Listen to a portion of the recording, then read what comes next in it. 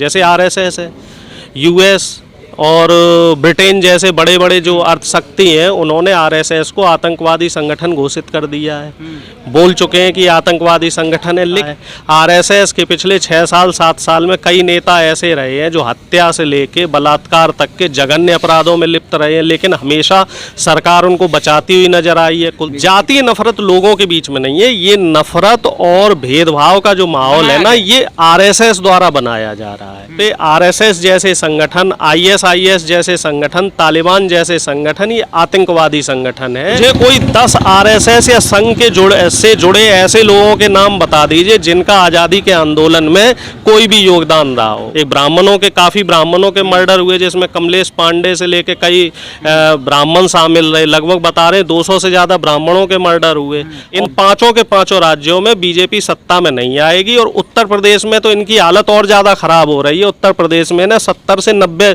की बीच की सीटें मिलेंगी। ये खुद के इनके सर्वे हैं, आरएसएस के सर्वे हैं, ये हमारे सर्वे या किसी न्यूज चैनल के सर्वे नहीं है। ये क्या काम करते हैं? ये हिंदू मुस्लिम करके आपस में भिड़ाने का काम करते हैं। लेकिन भाई देखिए, इसमें 2 चीज़ें हमें अच्छे से समझनी पड़ेंगी। पहली चीज़ तो ये है कि मीडिया का जो चरित्र है, मीडिया इस समय निष्पक्ष नहीं है। जो केंद्र सरकार और राज्य सरकार, खास तौर से भाजपा शासित राज्यों की जो सरकारें हैं और केंद्र में जो भाजपा की सरकार है, वो जिस हिसाब से मीडिया को न्यूज़ बना के देती है कि ये न्यूज़ तुम्हें चलानी है, इस न्यूज़ को इतने दिन चलाना है, इसको इतने दिन चलाना है, मीडिया उस हिसाब से चल रही है। मीडिया स्वतंत्रता अपनी जो है वो खोती जा रही है। और साथ ही साथ मीडिया के साथ जो दूसरा एक स्तंभ बोलते थे, सोशल मीडिया, तो सोशल मीडिया के भी कई प्लेटफॉर्म ऐसे हैं जो अब स्वतंत्र नहीं है। फेसबुक अब स्वतंत्र नहीं है, फेसबुक अब सरकार के हिसाब से चल रहा है। अगर आप इसमें सरकार के विरोध में कोई बात कहते हैं तो आपकी प्रोफाइल लॉक कर दी जाती है, उस पोस्ट को लॉक कर दिया जाता है। ट्विटर की भी बहुत हद तक जो स्वाधीनता थी ट्विटर की, तो वो भी छिन चुकी है। इसका ताज़ा तरीन उदाहरण है, राहुल गांधी का अकाउंट पिछले 6 अगस्त से लॉक है, अभी तक उनका अकाउंट खोला नहीं गया है। और उसके साथ कई कांग्रेसी नेता हैं, कई विपक्ष के नेता हैं, लगभग 5000 से ज़्यादा ट्विटर अकाउंट बंद कर दिए गए हैं।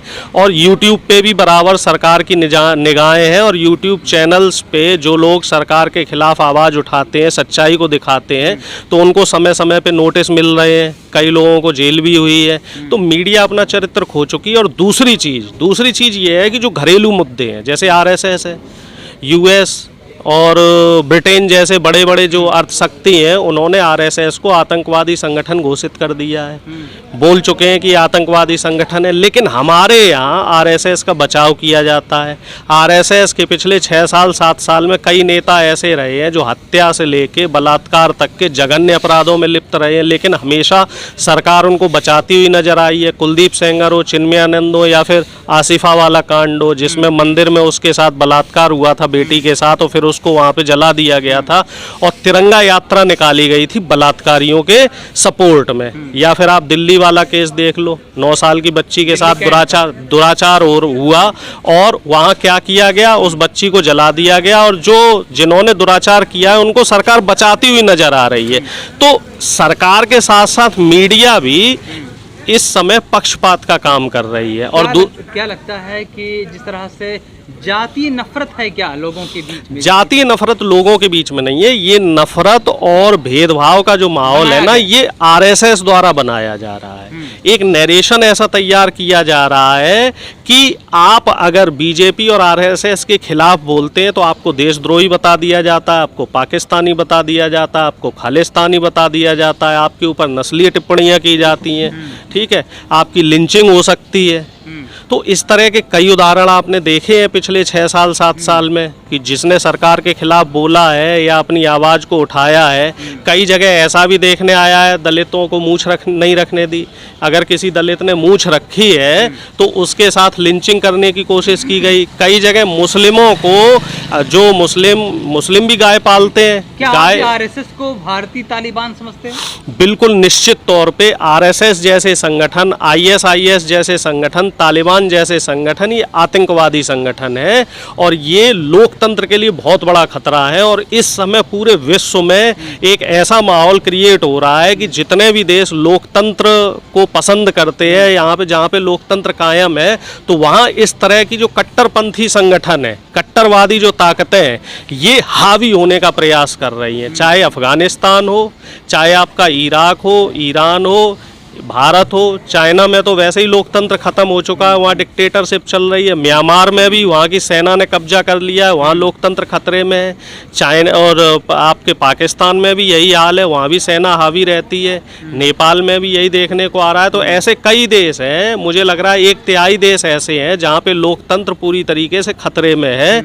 और इस पे विश्व की जितनी भी बड़ी ताकतें हैं उनको कहीं ना कहीं बैठ के विचार विमर्श करना होगा और कोई ऐसा साझा रणनीति तैयार करनी होगी जिससे कि पूरे विश्व में लोकतंत्र की बहाली हो सके। आप कह रहे हैं कि आरएसएस देश के लिए घातक है, खतरनाक है, लेकिन वहीं मोहन भागवत जो आरएसएस के संचालक हैं तो लगातार ये कहते रहते हैं कि आरएसएस ही हिंदू रक्षक है, तो इस देश को नहीं, एक बात मुझे बताइए, अगर आरएसएस देश प्रेमी है या रक्षक है भारत की, तो जो भारत का बंटवारा किया गया था तो उस बंटवारे में आरएसएस का ही एक घटक है हिंदू महासभा, जिसे विश्व हिंदू परिषद भी कहते हैं। ठीक है, विश्व हिंदू परिषद, हिंदू महासभा और मुस्लिम लीग उस समय चला रहे थे आपके जिन्ना साहब, और हिंदू महासभा चला रहे थे हेडगेवार। ठीक है, इन दोनों लोगों ने मिलके हिंदुस्तान और पाकिस्तान का बंटवारा करने की नींव डाली। और उसके पीछे क्या था कि जिन्ना साहब की राजनीतिक आकांक्षा थी कि वो राष्ट्र प्रधानमंत्री बनना चाह रहे थे। ठीक है, तो देश को तोड़ने का काम। और दूसरी बात रही कि देश प्रेम वाली बात, तो मुझे कोई 10 आरएसएस या संघ के से जुड़े ऐसे लोगों के नाम बता दीजिए जिनका आज़ादी के आंदोलन में कोई भी योगदान रहा हो। बल्कि ये लोग क्या करते थे, ये लोग ब्रिटिश हुकूमत से पेंशन लेते रहे। चाहे आप सावरकर की बात कर लो, सावरकर ने 10 बार लिखित में माफी, वीर सावरकर सिर्फ आरएसएस के लोग कहते हैं। सावरकर स्वाधीनता संग्राम के आंदोलन से जुड़े थे, लेकिन जैसे ही उन्हें काला पानी की सजा हुई, ठीक है, उसके बाद उन्होंने लगभग 10 बार लिखित में माफ़ीनामा भेजा ब्रिटिश सरकार को और ये बोला कि ब्रिटिश सरकार के हिसाब से ही हम चलेंगे और देश में जो भी आंदोलन होंगे उसमें किसी भी तरीके का हम कोई भी पार्टिसिपेशन नहीं करेंगे और ब्रिटिश सरकार के लिए हम पूरे वफादार रहेंगे। और इसके लिए उन्हें आजीवन, जब तक देश आज़ाद नहीं हुआ, 60 रुपये प्रति माह पेंशन भी मिलती रही, जिसका पूरा लिखित रिकॉर्ड है। तो अब आप बताइए कि जिस संगठन का जो हेड है, ठीक है, जो मुखिया है, वो ब्रिटिश सरकार की गुलामी करता रहा हो, तो उस संगठन से आप देश प्रेम की या उस संगठन में जो आगे आने वाले नेता रहे, तो उनसे आप कैसे उम्मीद कर सकते हैं कि वो देश के बारे में कुछ सोचेंगे। ठीक है, 2004 तक, जब तक माननीय सुप्रीम कोर्ट का फैसला नहीं आया था कि जो नागपुर का इनका जो हेड ऑफिस है, यहाँ पे तिरंगा नहीं फहराया जाता था, यहाँ पे ये लोग अपना झंडा फहराते थे। ठीक है, तो आप इनसे कैसे उम्मीद कर रहे हैं कि ये देश के लिए कुछ करेंगे या देश की जनता के लिए कुछ करेंगे? ये सिर्फ यहाँ पर नफरत फैलाने का काम कर रहे हैं, चाहे वो धर्म के नाम पे नफरत हो या फिर जाति के नाम पर नफरत हो। पहले वो हिंदू मुस्लिम करेंगे, ठीक है, जब सत्ता में आ जाते हैं तो फिर उसके बाद जातिवाद करते हैं कि तू सवर्ण है, तू ओबीसी है, तू एससी है, तू एसटी है, तू मुस्लिम है। ठीक है, अब पिछले 6-7 साल में, अब तो इनकी सरकार है, अब तो हिंदू खतरे में नहीं है, तो अब हिंदुओं के साथ ही दुराचार की घटनाएं क्यों आ रही हैं? पिछले 6 से 7 साल में आप देखो, जितने भी बलात्कार हुए, जितने भी मर्डर हुए, तो कितने मुसलमानों के हुए, उसमें यादवों के हुए। पिछले उत्तर प्रदेश में पिछले 3 साल में 1000 से ज़्यादा यादवों के मर्डर हुए। पिछली साल कुलदीप जो वो था ना, एक काफ़ी ब्राह्मणों के मर्डर हुए, जिसमें कमलेश पांडे से लेके कई ब्राह्मण शामिल रहे। लगभग बता रहे 200 से ज़्यादा ब्राह्मणों के मर्डर हुए। और दलितों के साथ दुराचार की घटनाएं आए दिन देखने में आती रही हैं, चाहे वो अलीगढ़ का कांड हो, हाथरस का कांड हो, कहीं का भी हो। इस तरीके की को हरिगढ़ बनाया जाएगा, इस पर आपका क्या? भाई, जो योगी आदित्यनाथ जी हैं, मुख्यमंत्री जी हैं, या हमारे प्रधानमंत्री जी हैं, ये कोई नया काम नहीं कर सकते, क्योंकि इनके जो सोचने समझने का दायरा है, जो इनकी सोच है, सोच का दायरा है, वो संकुचित दायरा है। तो ये सिर्फ जनता को हिंदू मुस्लिम में फंसाए रखना चाहते हैं। देखिए, अलीगढ़ का नाम हरिगढ़ रखने की बजाय मेरा तो ये मानना था कि आप एक नया जिला बना देते। ठीक है, उसका नाम आप हरिगढ़ रख देते तो उससे क्या होता कि प्रदेश की जनता को एक नया मुख्यालय मिलता, विकास होता, वहाँ नई नई चीजें आती तो लोगों को काम मिलता, रोजगार जनरेट होता। अलीगढ़ का नाम हरिगढ़ रखोगे उसमें हजारों करोड़ रुपया खर्च होगा। नाम हरिगढ़ कर दिया जाएगा। हमारे टैक्स का पैसा खर्च हो रहा है ना साहब, हमारा जो पैसा है वो आप नाम बदलने में खर्च करोगे या काम करने में खर्च करोगे। पिछले 4 साल 4.5 साल में जो उत्तर प्रदेश की मौजूदा बीजेपी सरकार है, इसने कितने स्कूल बनवाए, कितने कॉलेज बनवाए, कितने सरकारी अस्पताल बनवाए, कोई लेखा जोखा है? नहीं है। शिक्षा का बजट इन्होंने कम कर दिया, ठीक है, और जो मेडिकल का बजट है वो भी 23% कम कर दिया है। कई सरकारी अस्पताल ऐसे हैं जहाँ पे दवाइयाँ नहीं है। पिछले 2 साल में हमने जो कोरोना की दोनों लहर आई है उसमें हमने देखा आईसीयू में बेड्स नहीं थे, ऑक्सीजन नहीं थी।